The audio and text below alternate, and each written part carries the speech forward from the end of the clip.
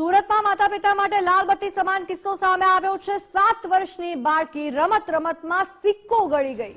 બાળકીને સારવાર અર્થે સિવિલ હોસ્પિટલમાં ખસેડવામાં આવી। તબીબો દ્વારા તાત્કાલિક સારવાર શરૂ કરવામાં આવી।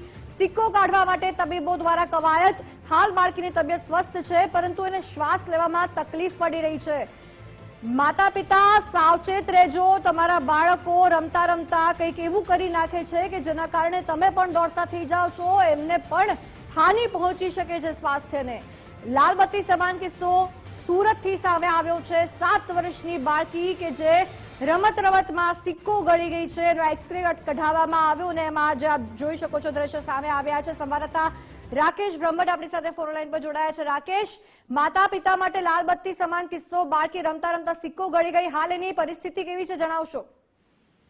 બિલકુલ સમગ્ર ઘટના ઊન વિસ્તારની છે કે જ્યાં ઊન પાટિયા વિસ્તારમાં રહેતા જે પરિવારની 7 વર્ષની બાળકી છે તે રમતમાં રૂપિયાનો સિક્કો ગળી ગઈ હતી અને તેના કારણે માતા પિતાના જીવ અદ્ધર થઈ ગયા હતા। તાત્કાલિક માતા પિતા આ બાળકીને લઈ સુરત નવી સિવિલ હોસ્પિટલ ખાતે પહોંચ્યા હતા।